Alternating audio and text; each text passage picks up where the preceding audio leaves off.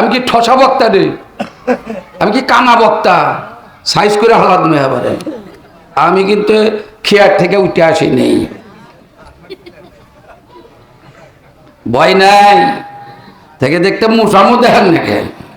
একটু জোরে কর না, মার খাবা। এতদিন মুসান চলে নাই, এখন চলবো। তাতে যদি কারোর খারাপ লাগে তাহলে ব্যাক সাইডে দিয়ে বর্ডার খোঁজো। কথা কি ঠিক? তাহলে বেশ তো আছে না নাই? আল্লাহ বললো দুনিয়ার মানুষরা বেশ তো আছে, জান্নাত আছে, যা চাইবে তাই পাইবে। চিন্তা করতেছে কই কি রে, এই কথা তো কোনোদিন শুনি নাই। এটা আমার কথা না, এই যে মৌলানা ভাই আছেন, কোরআন শরীফ আল্লাহ বলছেন বিসমিল্লাহির রহমানির রহিম ওয়া লাকুম ফীহা মা তাশতাহি আনফুসাকুম ওয়া লাকুম ফীহা মা ولكم فيها ما تدعون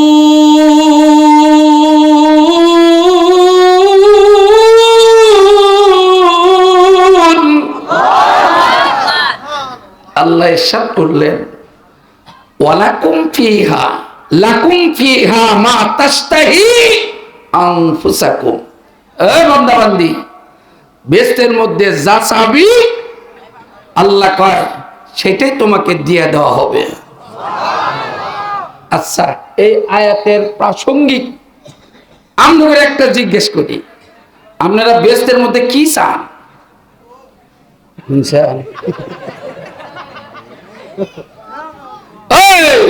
পাগলেরা, আল্লাহ কয় বউ একটু দিব না রে, ও কোথায় বউ চাই, যা আল্লাহ যেন মিলে দেয়। জোরে কানা আমি, ও তো বইয়ের কথা কইছে। মুমিন সিং এক জায়গায় ওয়াজ করবে না, এই কথা প্রসঙ্গে এসে গেছে। আমি বলি কি চাও রে? মাঝখানতে একজন অবজেকশন। আমি কি আর অবজেকশন এর না কোর্টে চলে? কয় আজকে আমরা হাঁটলে চলবো। কয় হুজুর আপনি যে কইলেন যে বেহেশতের মধ্যে আল্লাহ যা চাই তাই দিব, বললাম যে আমার কথা না, আল্লাহর কথা, কোরআন শরীফের কথা। কয় হুজুর মনে কিছু নিয়ে না, আল্লাহকে বেহেশতের মধ্যে বিড়ি দিব। আমি না জানি করছিলাম তো কি যে চাইবো, সর্বশেষ ব্যাখ্যা চাইছি কি রে? কপালে থাবুর দিয়ে কইলাম আল্লাহ দেও তোমার বান্দা কি চায়।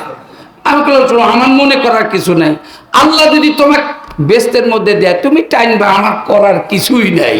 কথা কি ঠিক? আচ্ছা, আল্লাহ কয় যা চাইবা তাইটা পাইবে। বেহেশতে দেওয়ার পরে জান্নাতীরা যাওয়ার পরে দরজা লাগিয়ে দিবেন, লাগিয়ে দিয়ে আল্লাহ জিজ্ঞেস করবেন পুরা বেহেশতীদেরকে, নারী পুরুষ যে যেখানে থাকবে, আল্লাহ উদ্দেশ্য করে বলবেন এই আমার জান্নাতের মেহমান, আমার ঘরের মেহমানরা, তোমরা কি সব পাইছো? আহারে ওই দিন আমরা আল্লাহর কাছে বলবো কি পাইছি কি পাই নাই, ওটা আল্লাহ কোরআন শরীফের রসুলের কাছে পাঠায় দিছেন। বেহেশতীরা বলবেন আমি কি বলবো, আগে জান্নাতের কিছু লোভ লালসা দেই, নাহলে তো থাকবো না। আর যে লোক উঠে দেবো মনে করবো ও বেচতে যাইবো না। ও রে, আমার ঘরে আর একটা বড় বক্তা আছে খিচুড়ি রহমতুল্লাহ আলাই, কয়াই হালাইলাম, আল্লাহ কবুল করেন আমিন ভাই। বেচতেরা বলবেন, শোনেন জান্নাতীরা বলবেন, হ্যাঁ বলবেন وقالوا الحمد لله الذي صدقنا وعده وأورثنا الأرض نتبوأ من الجنة حيث نشاء فنعم أجر العاملين। আল্লাহকে বলবেন قالوا الحمد لله, আল্লাহ তোমার প্রশংসা, সাদাকনা, আল্লাহ যা যা সত্য, ওয়াদা তোমার যা ওয়াদা ছিল সব আমরা বেহেশতের মধ্যে সত্য আকারে পেয়েছি। সুবহানাল্লাহ। তাহলে বেহেশতের মধ্যে কি কি পাইছি আর পামু, জান্নাতীরা বলবেন, এই যে সব পাইছো? বেস্তিরা কো হ ফানি আমা আজরুল আমিলিন। এতটুকু বলার পরে আল্লাহ কো না, এখনো পাও নাই, পরিপূর্ণ হয় নাই। জান্নাতীরা বলবেন এত কিছু পাচ্ছি, তারপরেও পাই না। কি কি দিবেন আল্লাহ আমি একটু পরে বলবো, একটু সবাই কন ইনশাআল্লাহ। আমি এখন কথা বলতেছিলাম, সূরার নাম কি জানি? আরবিতে না কইলে বাংলাতে কন মাকড়সা। নাম কি? মাকড়সা। এক যে ঘর, এই ঘর আপনারা দেখছেন, এই ঘর কোনো মানুষ তৈরি করতে পারবে না। কি কারুকার্য দেয় এ ঘর, এত সৌন্দর্য করে বানানোর পরেও বলুন তো এই ঘরের কোনো গ্যারান্টি আছে?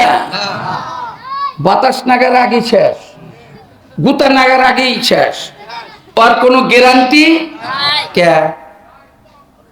আল্লাহ এত প্রাণী যে মাকড়সা নামে সূরা নাজিল করলেন কে? নাকি কোন আর এক সূরার নাম আছে সূরা নমল। নাম কি? নমল মানে পিপিলিকা। জোরে কার নাম কি? পিপিলিকা। আরো প্রাণীর নাম খুঁজে, কত প্রাণী আছে তা না থুয়ে কেছে যে সূরার নাম দিলাম পিপিলিকা। আজকে ওয়াজ যদি 1.5 ঘন্টা বেশি হয় অসুবিধা আছে? 1.5 ঘন্টা পরে 12টা বাজবো, তারপরে ও শেষ হবো, এটা বুঝে দিয়ে। সুবহানাল্লাহ। তাহলে থামা, কি জানি কবে নিলাম মাকড়সা, এর আগে সাইজ করে নেই।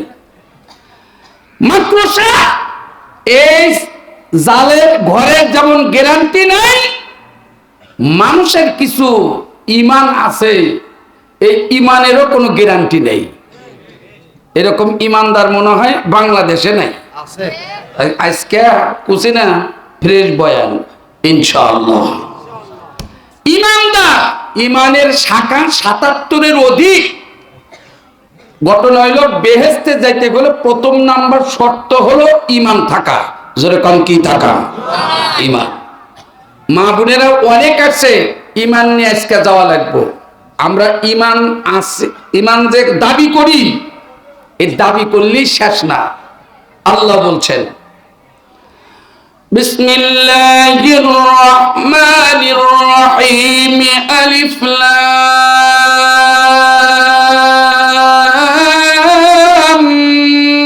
মিম। এর ভিতরে 3টা হরফ আছে, বলেন কয়টা? 3টা।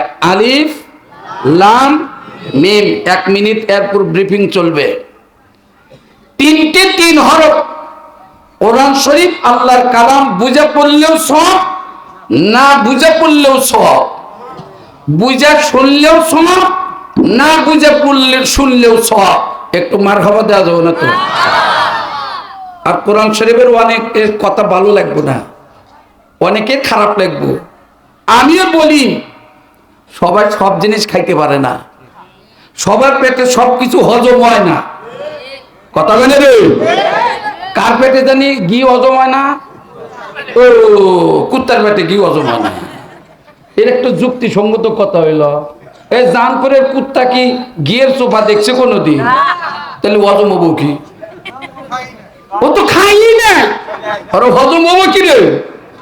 এই জন্য সোনার ভাই, এই যে কিছু লোক আছে জাতীয়, ওয়াজ মাহফিলে আর ভালো লাগে না, কোরআন তেলাওয়াত করলে আর মজা লাগে না, ওয়াজ নসিহত হক কথা কইলে মাহফিল থেকে উঠে যায়, মনে করবে ওরই ওই এখন যাওগা উঠে। কথা কি ঠিক?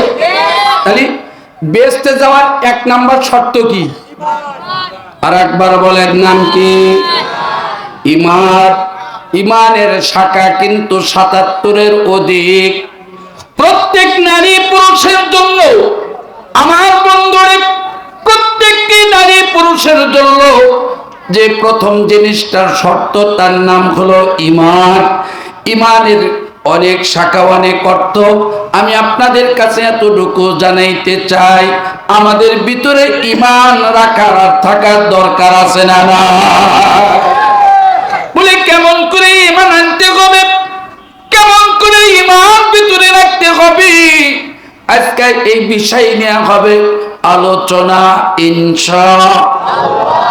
ভাইরা আমার, এখন দেখেন ইমান ভিতরে আমার আছে না নাই? আর ইমানের কত দাম, ইমানের কত বড়ত্ব, এর শ্রেষ্ঠত্ব কত তার। ভাইরা আমার, ইমান যার যত বেশি, ইমান যার ভিতরে যত অনেক বড়, এই মানুষটা নারী হোক পুরুষ হোক আল্লাহর কাছে তত বড়। ইমান কোন জায়গায় থাকে? কোন দেহে ইমান কোনে থাকে? দা উঠতেছে তুমি কি কো বক্তাংশি তোমার। টাকা কই থাকে? পকেটে। টাকা কই থাকে? পকেটে। উদাহরণ দিলে বুঝতে সহজ হয়। পকেটে টাকা রাখা হয়। এই টাকা ভাইরা আমার, চোর ডাকাত পকেট মারের হাত থেকে বাঁচার জন্য পকেট কিন্তু উপরেও থাকে, আবার কিন্তু ভিতরেও থাকে। উপরের পকেটও আছে, ভিতরেও পকেট আছে। এখন টাকাটা কোন জায়গায় রাখলে নিরাপদ হবে এটা কিন্তু সবাই জানি। কারণ উপরে টাকা, পকেটের উপরে টাকা হীরা মানিক মুক্তা রাখলে এটা চুরি হওয়ার সম্ভাবনা বেশি আছে। এই জন্য টাকাটা সংরক্ষণের জন্য, হেফাজতের জন্য এই অর্থটা পকেটের ভিতরে রাখে, ভিতরের পকেটে রাখেন। রাখার পরে কিছু দূর যাওয়ার পরে যায় আর দেখে টাকা আছে কিনা পরীক্ষা করেন। ও সোনার ভাইয়েরা, শুধু পকেট এই জায়গায় না,